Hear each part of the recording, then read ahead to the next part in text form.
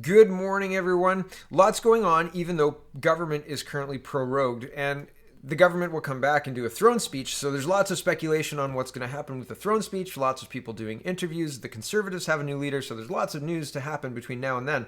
But a lot of it's going to be just speculative, right? What are they doing? If they go in this direction, this is what could happen. If they go in this direction, this is what could happen. So it's interesting, but it could get repetitive. Anyway, here's the new leader of the Conservative Party in the first interview with a newspaper. Here we go. Conservative government would aim to erase deficit in a decade, Aaron O'Toole says. And okay, at least that's a timeline. It's half the time that Trudeau said. Trudeau was saying 20 years. I think it was 2039 that we were going to get back to balance under the last calculation. But a decade still seems like a long time, although we are hundreds of billions of dollars in deficit currently spending, right? And the debt is nearing $1 trillion or over $1 trillion now. Okay, here's the article. New Conservative leader Aaron O'Toole says the Liberal government's recovery plan is too narrowly focused on a green economy and will leave out major employers in sectors such as energy, manufacturing, and Canada's small business. In his first interview with the newspaper since winning the party leadership late last month, Mr. O'Toole outlined his economic priorities to the Globe and Mail in his Ottawa office as he prepares for Parliament's return and a possible fall election. He said he wants to erase Canada's deficit in about a decade, and if his party forms government, a timeline he said can be accomplished without giving credence to liberal characterizations of a conservative boogeyman who imposes deep spending cuts. The boogeyman, and the word they don't use, is austerity. And austerity just means not spending more than you're taking in. Like, I think it means spending responsibly, but it's been given a bad rap. I'm sure that the Conservatives have said, don't use the word austerity in this article. But unfortunately, I'm not governed by them. So austerity is the boogeyman that they're trying to avoid it here. But I don't think that you should try and play the left's game, because they're going to win, because the rules keep changing and they keep defining them. So if you start beating them at the rules they define, they change the rules so that now you're the bad guy, you racist, right? Like, oh, the definition of racist doesn't mean that. Let's just change the definition of racist. Ha! There you go. Checkmate. Back to this. He also called for increased immigration through family reunification as part of a COVID-19 recovery effort to make up for the temporary decrease in economic immigration, while also providing families with childcare alternatives. He defended his commitment to addressing climate change, even though he opposed a carbon tax, and also listed his support for ending the ban on gay men donating blood as an example of how he brings a new inclusive approach to the Conservative leadership. Okay, so the increase on immigration, all of that is a carbon copy of Scheer's platform, basically, I think. And I think it's going to play just as well. I mean, you ran on this already. Replacing the leader is not going to change the product all that much, right? Not really. You're going to appeal to a few more liberals, but really the cult of personality that Justin Trudeau has around him is quite strong. I think the only way you win in this situation, or you win strong enough to undo what Trudeau's done, is if Freeland is the one you're running against, Mr. O'Toole. Because he doesn't have that cult of personality. He's not famous. He gets stuff done, blah, blah, blah. That's his line. But I don't know that plays to get votes, right? Trudeau looks like he's... that cult of personality, people show up for him. Back to this. Mr. O'Toole's victory comes shortly after Prime Minister Justin Trudeau prorogued Parliament, allowing the Liberals to deliver a September 23rd throne speech that Mr. Trudeau says will outline an ambitious plan to place climate change at the center of Canada's economic recovery after the deep initial shock of the COVID-19 pandemic. Mr. O'Toole said his short-term priority is to consult his caucus and Canadian business leaders on policy ideas for the next election campaign, which he said he is ready to fight but not looking to trigger. I think two things. First, here's the concerns being spread on Twitter about the federal green turn and who's in charge of it. And who's in charge of it? The same people who were in charge of the resilient recovery in Ontario in 2008, 2009, and through that. Remember when our energy bills used to be half of what they are now? Remember? I remember. And so Dalton McGuinty and Gerald Butts and his merry crew came through and reimagined our energy infrastructure, reimagined it all, and according to no experience, just like our finance minister, doubled our energy bill. And did we get anything meaningful out of it? I think the jury's out. I think no is, I think, the answer. Pretty. But here's Dan McTeague, and he says, must read, first in a series exposing what the Liberals did in 2009 to Ontario's electricity cost using the 2008 recession. Resilient Recovery by Stuart Elgie and Butts is a Redux 2.0. V to We, the Foundations of Canada's Green Stimulus, Part 1. I'm not going to go through it, but it's interesting. Here's another Dan McTeague tweet. He says this, as some don't see a connection between Ontario's disastrous Green Energy Act and Trudeau's plan to bring in more of the same via same actors, the Task Force for Resilient Recovery and the Return of the Green Energy Act, Canadians for Affordable Energy. Here's another one, Aaron Woodrick, and who is he? He is Federal Director of Canadian Taxpayers Federation, and he's got a blue check mark, and he says, imagine having the catastrophic experience of Ontario regarding green energy over the last decade right there in front of you and thinking to yourself, yeah, we should do that. And this is in response to a Pierre Poilievre tweet, and he says, the Green Energy Act made vast fortunes for Liberal insiders by doubling Ontario's electricity bills. Imagine how many Liberals will become fabulously wealthy from $50 billion in new green corporate handouts. It's interesting, right? Is this going national? Are we going to enthusiastically vote green in because it's the forced thing to do? Like, if you're a good person, you believe in this green thing, and if you're a conspiracy theorist, you say, "Hey, wait a second, there's some problems with your theory." Not the least of which is the modified data, the collusion of the scientists, all sorts of other things. The fact that it's not borne out in the data. Where's the warming? There's no warming. Okay, back to this. Norman Levine says, the Task Force for Resilient Recovery, Be Very, Very Afraid, brought to you by GM Butts, father of Ontario's green energy program, which destroyed Ontario's competitiveness and sent electrical bills soaring, all based on green ideology, and it is ideology. Here's the link. This is a long article. I'm not going to get to it, but the link is in the description if you want to check it out. And this is the preliminary report for, I'll show you this. This is our proposition. Resilient recovery investments generate more jobs, and for the future we want. These jobs require government investment. The other jobs require the government to allow a company to come in and extract resources, and they make the jobs by virtue of being allowed to operate there and sell the goods that they make, right? And they pay taxes and they pay fees to get access to the land, all sorts of stuff. That's how things work. That's how this works, right? But these jobs, you need to know somebody who knows somebody who can invest in it. In this case, the government, to make the money on it, right? And then this is government-made jobs, right? Like this is not using the wealth of the country. This is not using our natural resources. And if you've seen Planet of the Humans, you know that having a windmill made uses more CO2, costs more CO2 than the windmill's production, or the windmill's life can remove CO2 from the atmosphere. So just not making the windmill in the first place would be better than creating it to generate some power while it rots and stops working, and because it's a machine. Right? Like, it needs oil, it needs lubricant, it's manufactured, it needs very, very hot things, right? Like, you wouldn't be able to create a windmill with the power you make from a windmill.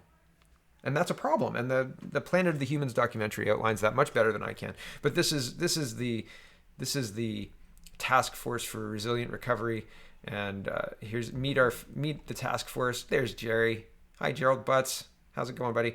And like, just looking at all of these people, you can tell they're true believers, and that's fine. You can believe in what you want to believe in, but making recommendations to the Prime Minister based on your failed experiment in Ontario and doubling down and saying, yes, we're going to create jobs with all this government subsidy because that's the green economy, It's a lie. It's a lie. Here is Mr. Gallibo. This is somebody's recorded the Global News, and I'm just gonna play this. So sorry, the sound is low. It's up as loud as it can go, but I know that it's low. But this is interesting. It's 40 seconds, worthwhile. He says we're an activist government right at the end. The whole setup is worthwhile watching, though. So here we go. What could be a huge spending blitz that could ultimately change Canada's social safety net and debt levels. One of the people who will help craft the government's roadmap going forward is Heritage Minister Stephen Guilbeault. He's a former environmentalist and Greenpeace activist who has long championed the idea of greening Canada's economy. I asked him to respond to the reports that the government could plunge the country's finances further into the red. Here's what he had to say. Clearly, our government is an activist government. We've done a lot to help Canadians, and I think the pandemic has shown us that there are some pretty serious cracks in our social nets. What could be. So do you want an activist government crafting the next steps in our economic recovery? Do you want a finance minister who's never really done that before, but she's asked people who would know? That's where we're going. Okay, back to the first article. Mr. Trudeau's former principal secretary, Gerald Butts, is part of a group of environmentally focused policy advocates called the Task Force for Resilient Recovery that's calling for billions in federal stimulus spending in areas such as energy retrofits for buildings, electric vehicle incentives, and clean energy promotion. Recent public comments from Mr. Trudeau and his ministers suggest that the general direction of the government is heading as it prepares the new agenda. Finance Minister Chrystia Freeland has said the Liberal government's plan will build back better. Yeah, echoing a tagline used by U.S. Democrats, the Organization for Economic Cooperation and Development, and others in recent months who championed a climate-focused recovery plan. It's snake oil. Mr. O'Toole said he supports environmental measures, but that a pandemic economic recovery must have a broader focus. He pointed to heartbreaking stories of Canadian immigrant families who've seen their previously successful small businesses, such as restaurants, go under during the pandemic. What is building back better to them, he asked. We can't pick or choose what parts of our economy Ottawa likes. I think we have to have every cylinder firing. I think it's interesting that they highlight immigrant families. Why does it have to be Canadian immigrant families? My family is an immigrant family. Both of my parents are immigrants.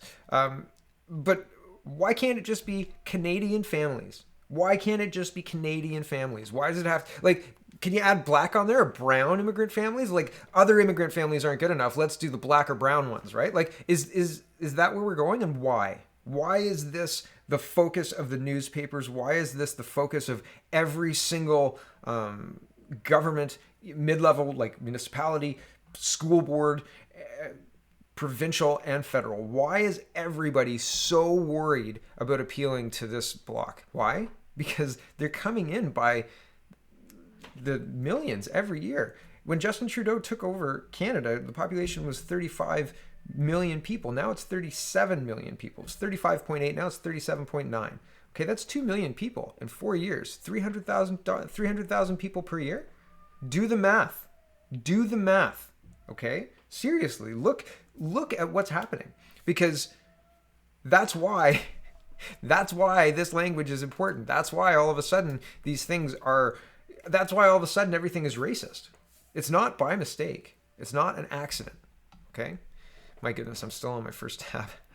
Okay, what is building back better to them? Blah blah blah. I think we have to have every cylinder firing. I think it's very interesting to note that he's highlighting specific Canadians, specific Canadian groups, just like the Liberals do. Carve them up, ship them out. Everybody gets their little piece of Canadian support, right? I don't know, man. I don't know. I think that I would support a truthful politician over one that panders to a group. But I guess there are fewer and fewer of those. Okay, here's the Toronto Star. They say Justin Trudeau is betting Canadians are craving an activist agenda. He may be misreading the public mood. I desperately hope he is. I don't know. There's a lot of people on the left who like what Justin Trudeau is doing and what he represents, despite all the evidence that he is that there are incompetent people in positions of power. Somebody was saying the other day that perhaps they viewed Trudeau and the people who are handling him viewed Freeland as a threat and maneuvered her into the position of finance minister to make sure if Trudeau goes down, she goes down with him, basically for the same crimes, right? Like, your finance minister goes down, I guess the prime minister can survive, because we just watched that happen. But if the press wants to paint the prime minister as the one at fault, I mean, you can get both of them, right? But I also heard that Freeland was Trudeau's handler, right? And it makes sense. The position that she holds is more powerful than Trudeau's. I mean, I guess she reports to him, right? Right? Okay, Blacklock's reporter is saying, department broke contract rules. This is going back to Miss McKenna's Department of Climate, and it says a federal audit has found concerning irregularities at the Department of the Environment, including one case where a favored contractor started untendered work before competitors were even given notice. The audit covered a 2-year period, when $176.6 million in contracts were awarded under the then Minister Catherine McKenna. This practice is explicitly prohibited. Here's a Westphalian Times, and this is just a little bit more detail about this. An advanced contract award notice should not be used when work has already begun, wrote Alexander Jeglick, procurement ombudsman in Procurement Practice Review. And of the 40 contracts examined by Jeglick, nearly half of them were found to be missing key documents, which, according to Blacklock's, included the names of employees who evaluated the bids. These irregularities and discrepancies may point to a systemic problem in McKenna's Department of Energy, where tendered offers and contracts seem to follow a pattern of non-transparency. Well, isn't that interesting? And that's just a follow-up to the missing infrastructure and Miss McKenna's lack of ability to oversee a cabinet minister's post. I mean, if you're in charge of a cabinet, you would think you would be able to keep track of all the money and all the projects, enough to say, where are all of these projects? Can I get the receipts ASAP? And if not the receipts, where are the emails? Like, where's the chain of communication that shows what happened here, right? You would imagine, you would hope, right? You would hope, fingers crossed. But it looks like maybe that's not the case. Moving into the NDP, I was talking about this before, and this is about Jagmeet Singh's assertion that the police caused the death of somebody in Toronto from jumping from her or from falling, I suppose, from her balcony. And I said that it was inappropriate, but I like to show that other people think the same things that I think. So this is an opinion piece from the Globe and Mail, and this is Marcus G, sorry if I've got that wrong. Jagmeet Singh showed an appalling lack of judgment in tweet about Kurinsky Paquette death. Last week, an independent review cleared 6 Toronto police officers of wrongdoing in the case of Regis Kurinsky Paquette, the 29-year-old woman of Black, Indigenous, and Ukrainian background who fell to her death from a 24th floor balcony after police were called to a dispute at her apartment building. So what did Jagmeet Singh do? He pointed a finger at the police. Regis Kurinsky Paquette died because of police intervention. She needed help, and her life was taken instead. The SIU's decision brings no justice to the family, and it won't prevent this from happening again, wrote the New Democrat on Twitter. That was an astonishing thing for the head of a national political party to say. The review by Ontario's Special Investigations Unit was meticulous and impartial. 4 investigators and 2 forensic experts combed through all the evidence, from witness statements and 911 calls to security camera footage and an autopsy report. This is what they found. And they go through what they found, which is essentially that she climbed out onto the balcony herself and tried to go to the other balcony and slipped and fell through no fault of the police. Right? Back to this. Protests in Canada suggest that what happened to Miss Kurinsky Paquette was another example of how police mistreat people of color. There were even suggestions that police pushed her to her death. The evidence establishes that this did not occur, says the analysis by the SIU director Joseph Martino. Instead, the evidence indicate that no one other than Miss Kurinsky Paquette was on the balcony when she scaled over the railing and attempted to sidestep along the outer ledge over to her neighbor's balcony, lost her balance, and fell. He found no evidence of bullying or preemptory behavior by the police that might have worsened the situation. To the contrary, the officers' efforts were unsuccessful. They tried to de-escalate tensions by bringing in a non-police emergency responder to speak with Ms. Kurinsky Paquette. There is no suggestion of an undue show of force by the officers or unnecessarily aggressive behavior in the tone or movement. What makes Mr. Singh think he knows better when he says Miss Kurinsky Paquette died because of police intervention and that her life was taken? He is making a very serious charge indeed. Worse, he is making it not in the heat of the moment, but after a painstaking report by skilled independent investigators explicitly concluded otherwise. He did not just jump to conclusions. He looked, saw, then jumped. The evidence be damned. I scroll down.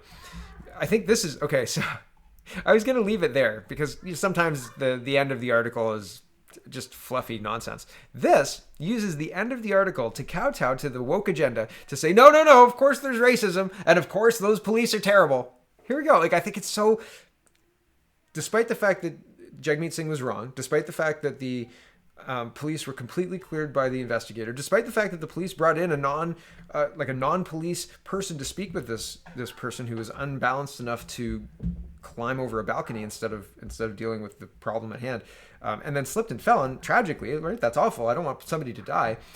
At the end of this, it backhandedly blames the police anyway. After taking Singh to task, saying that's not right, they blame the police and say, well, of course, police need scrutiny. And oh, yeah, definitely. They're definitely racist. Okay, back to this. Mr. Singh is right to say that in general, policing in Canada needs to change.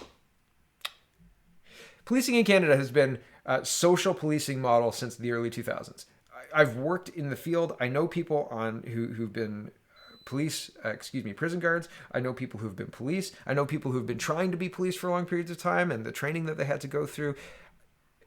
And like diversity on the service, because they don't call them forces anymore. It is incredible how tone deaf this article is. It is ignoring the reality of Canadian policing and the reality of the situation that people who are risking their lives every day go into our community to keep us safe, and it calls all of that into question. It calls all of that and to say that they're terrible, awful people because racism. It's not responsible. It is awful that the newspapers are doing this garbage, okay? Canada needs to change, right? Police need to be much better at dealing with people in mental distress. Far too many die or are injured at their hands. No numbers are cited here. No link. No anything. Far too many. Just far too many. How many? How many? Tell us. How many? What's the breakdown?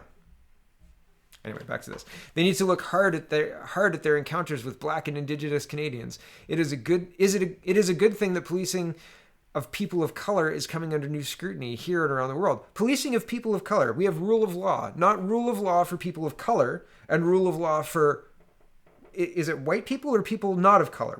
I don't even know what the distinction is now. Like, it's not just black, it's black, brown, Asian, white. Does white count as a color? Like, this is just round the bend crazy. Policing people of color? Could we just say policing people? Policing Canadians under one rule of law? Oh, I'm sorry, you're black.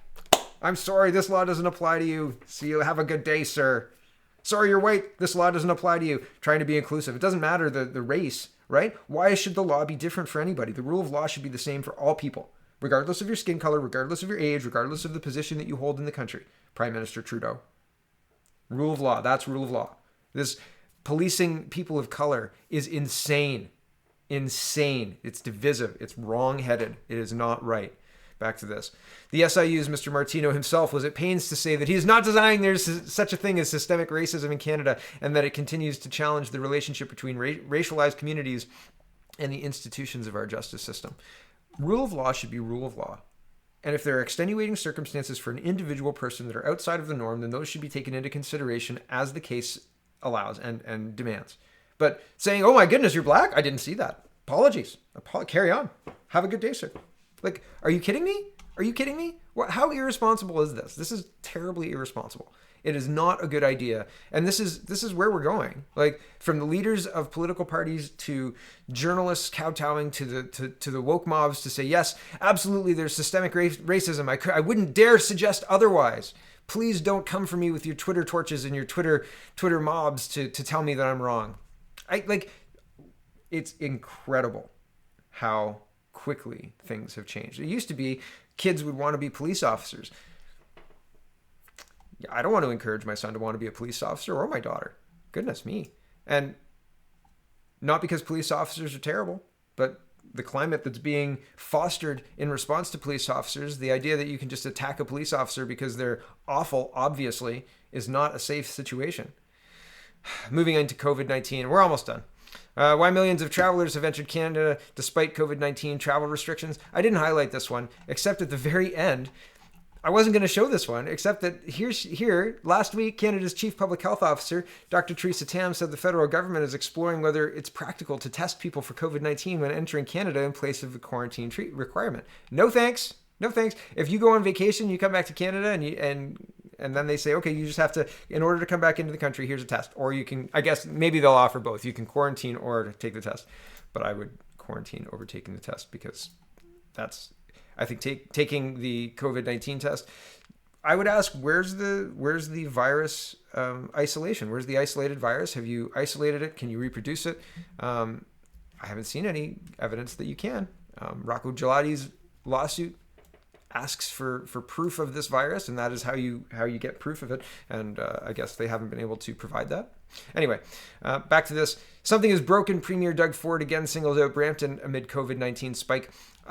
I think the something broken is our current government system. Our current government system is a situation where they're just extending emergency lockdowns and making idle threats of we'll shut it all down again without enough evidence to say that we need to, right? Oh no, cases are going up, but hospitalizations are not. Okay, here's Doug Ford. I'm really concerned about what's happening in Brampton, Ford told reporters during a news conference on September 4th in Bracebridge. Something is broken when you have 3% of the population with 40% of the cases. The Premier took aim mostly at social gatherings, which have been a problem in Brampton during this pandemic, and cautioned those who may be planning any large Labor Day weekend celebrations that they will be shut down. I'll have you note, Brampton has one hospital for 700,000 people. Okay, if Brampton's hospital is not overwhelmed, and this is true that they've got all of these cases, why are we not opening back up? What's going on? Back to this. We can't have these backyard parties and not wearing face masks. Anyone who's thinking about having a big shindig this weekend, forget about it, cancel it, or we won't hesitate to again shut it down, Ford said, while also emphasizing those partying during the pandemic make up a small percentage of the city's population. Peel Region, which includes Brampton, Mississauga, and Caledon, accounted for 72 of the 148 confirmed COVID-19 cases in the province on September 4th, with the majority of those cases concentrated in Brampton, Canada's 9th largest city. Mayor Patrick Brown, who Ford said is doing a great job during the pandemic, responded to the Premier's comments on Twitter. Brown said he spoke to Ford about the situation and was promised additional support to address the situation. What support? Money?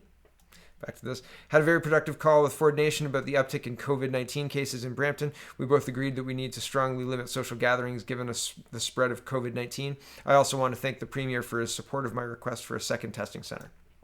That's the support.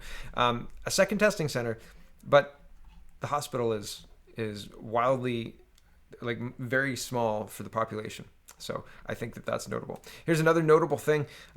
Circulating vaccine-derived polio type 2 in the Sudan. So the vaccine caused the polio, and now it's circulating. So this is a WHO publication. I just wanted to show you that. That's one of the many reasons why, if they show up with a vaccine, I would not take said vaccine. This school choice thing, man, this is long. I'm going to skip this because I'm already at 27 minutes, and I'm just going to skip this. But they're trying to make this racist. They're trying to make it about equity and all of those buzzwords, and I'll show you this. This is tying back to the very beginning where the Conservatives were talking about using family reunification to provide daycare for families, or provide family childcare service, right? Or not childcare service, but if it's your grandparents, then they'll watch the kids for you while you go to work, right? Here's the education. Here's the Globe and Mail article, says how race, income, and opportunity hoarding will shape Canada's back-to-school season. Opportunity hoarding is rich parents hoarding opportunities for their kids, I guess. Anyway, the result is that some of the most privileged school families are opting for distance education, hiring personal tutors, and forming private learning pods, decisions that are ostensibly made in the best interests of their children, but which will likely cause major rifts across race and class. Those in lower income communities are also choosing remote learning because they have elderly relatives living with them who are vulnerable to getting sick. They feel a heightened threat from COVID-19 because they're in an area with the highest infections rate, and the buildings in which they live pose challenges to getting to school on time in a pandemic. Okay, so the rich people do it because they're rich and they can afford it, and it's a perfect situation, and they're opportunity hoarding. But lower income people do it because they're afraid of COVID-19 and they can't get to school on time. You see the juxtaposition that they're trying to drive here? Yeah, those rich people have everything easy. Even they get to stay home and have tutors to look after their kids, and I'm a poor sucker who lives in low income, and I have to stay home and look after my own kids. The juxtaposition, and it's not true, right? It's like if you're hiring tutors and creating learning pods, that you're the exception, not the rule. I think there's like a 90% return rate at my kid's school. So this is fantasy dreamed up by the media to drive this wedge, and it's not appropriate. And I think that it's very interesting that these kind of things are framed in the same paragraph in very different ways, right? And like, it's just incredible. It's offensive that there's almost no pushback, and any pushback is just crushed, right? Like, it's not a viable ability to push back meaningfully. Even a place like Reddit, where you could have the Canadian subreddit and then the right-wing Canadian subreddit, it was shut down.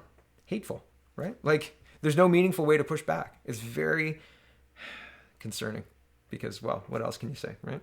So this Labor Day, think about that. Think about what Labor Day will look like in the future in the activist government world of Justin Trudeau and his merry ministers remaking the economy in, I don't know whose view, but it's certainly not what I was expecting when I was growing up in the 80s and 90s, and when I started in the workforce in the early 2000s.